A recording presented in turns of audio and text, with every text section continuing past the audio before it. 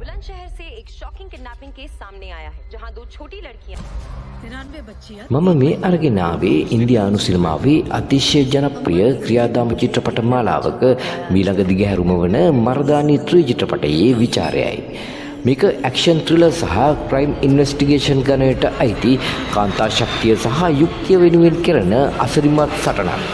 රානි මුකර්ජිගේ සුපුරුදු ප්‍රචණ්ඩ වගේම බුද්ධිමත් පොලිස් නිලධාරණියකගේ චරිතය වටා තමයි මේ මුළු කතාවම ගෙතෙන්නේ.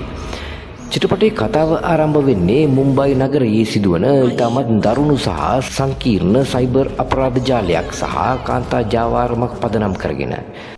ශිවානි ශිවාජි රෝයි නැත්නම් රානි මුකර්ජි දැන් වඩාත් පරිණත වගේම අත්දැකීම් බහුල නිලධාරිනියක්. ඇයට මෙවර මුහුණ දෙන්න වෙන්නේ සාමාන්‍ය අපරාධකරුවෙකුට නෙවෙයි. තාක්ෂණය සහ මුදල් බලය පාවිච්චි කරලා නීතියටත් වඩා ඉදිරියෙන් ඉන්න ඉතාමත් කපටි සහ රහසිගත සතුරෙකුටයි. මෙහිදී ඇයට සිද්ධ වෙනවා තමන්ගේ රාජකාරිය වගේම තමන්ගේ පුද්ගලික ජීවිතයත් අවදානමේ දාලා අහිංසක තරුණ තරුණියන්ගේ ජීවිත බේරා ගන්න මාරාන්තික මෙහෙයුමක නිරත වෙන්න. මේක නිකම්ම වෙඩි තබා ගැනීමක් තියෙන චිත්‍රපටයක් නෙවෙයි. සමාජයේ සැඟවුණු අඳුරු පැති සහ වින්දිතයන් වෙනුවෙන් පෙනී සිටින පියවරෙන් පියවර ගලා යන බුද්ධිමත් විමර්ශන කතාවක්. චිත්‍රපටයේ කැපී පෙනෙනම දේ තමයි එහි ඇති ග්‍රිෆ්ට් නැත්නම් ඊටමත් තාත්වික සහ රළු ස්වභාවය.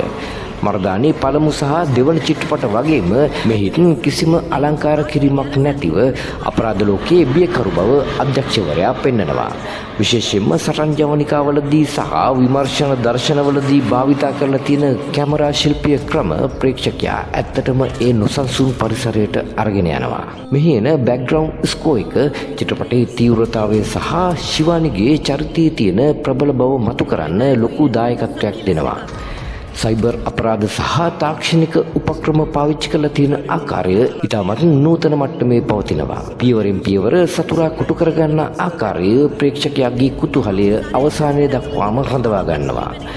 ප්‍රධාන චරිතය නිරූපණය කරන රානි මුකර්ජිගේ රංගනය අතිවිශිෂ්ටයි. ඇයගේ බැල්මෙන් සහ කටහඬින් පවා පොලිස් නිලධාරිනියකගේ තියෙන ගාම්භීර බව මනාව පෙන්වනවා.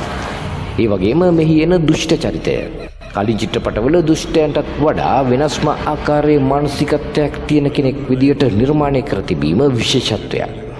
මේ චිත්‍රපටයෙන් අපිට පෙන්වන්නේ වැරදිකරුවන් කොයිතරම් බලවත් වුණත් නොසැලෙන ධෛර්යය සහ කැපවීම ඉදිරියේ ඔවුන් පරාජය කළ හැකි බවයි.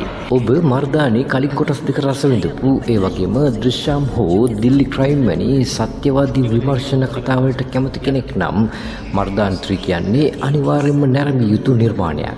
මෙය හුදෙක් සිනමාත්මක අත්දැකීමකට වඩා වර්තමාන සමාජයේ සිදුවන අපරාධ ගැන අපව දැනුවත් කරන ප්‍රබල නිර්මාණයක්. ඉතින් මේ චිත්‍රපටය ගැන ඔබ මොකද හිතන්නේ? ශිවානිගේ මේ අලුත්ම මෙහෙයුම සාර්ථක වෙයිද? පහලින් කමෙන්ට් කරන්න. තවත් මෙවැනිම ගැම්මක් තියෙන විචාරයකින් හමු වෙමු. ඒ වගේම අපේ YouTube channel එක subscribe කරන්නත් පහළ තියෙන bell සලකුණ click කරන්නත් අමතක කරන්න එපා. आज से आपका एक ही टास्क ये बेगर माफिया या चाइल्ड ट्रैफिकिंग से बहुत बड़ा है. हो गया तेरा. अब ध्यान से सुन. होंगे वर्दी बेचने वाले.